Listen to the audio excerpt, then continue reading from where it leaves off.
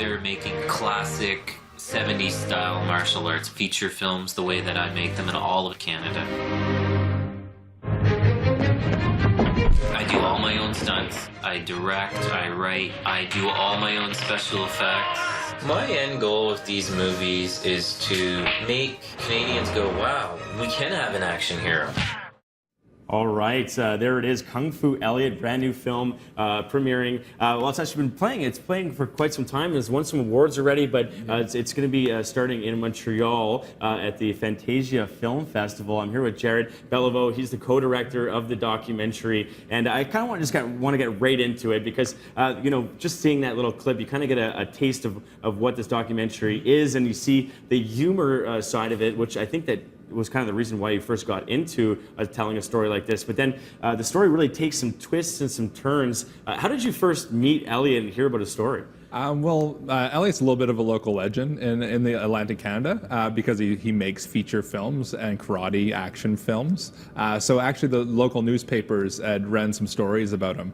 So Wow. they were like just doing like kind of meet Elliot stories. So okay, that's how so, we so you first met did. him and you decided, wow, this kid is great. Obviously, there's a real interesting story to tell there. But at what point during the film did the storyline change a little bit? Well, for us, I think the main thing for us it was really a love story. I mean, it was as much about Linda as about Elliot. So it was really a love story of these two people trying to make their third feature film, Blood Fight, on no budget. Wow. And then after like being on set with Elliot, you get to know all his actor friends, and there was just such a dynamic grouping of individuals that you had to make a feature documentary. Okay, and so Elliot wants to be Canada's next great action hero.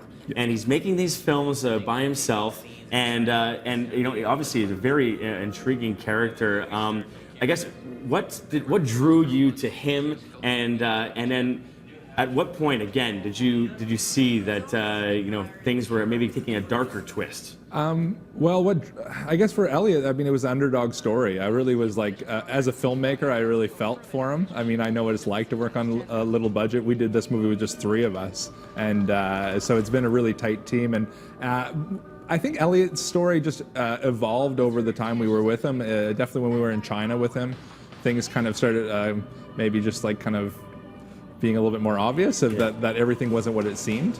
And that's the most interesting part about being a documentary filmmaker probably is that you can kind of guess where your storylines are going, but you never actually know, and you never actually know your ending. And the finale of this film is pretty special. Yeah, well, I think that's the one thing a documentary makes itself. I mean, you have to obviously be there at the right time and make sure you get those moments. But I mean, you don't really write the story. Yeah. And at least the type of documentaries we try to make, those things have to develop, and you have to be trusted and be there and be patient. Must be exciting to be back in Montreal for the Fantasia Film Festival. Yeah, we're really excited. I mean, I really think that people are going to love it here. This is our premiere, Montreal premiere. So, I mean, the film has been doing really well and has some really great kind of like buzz around it. Of what people are about to see. So.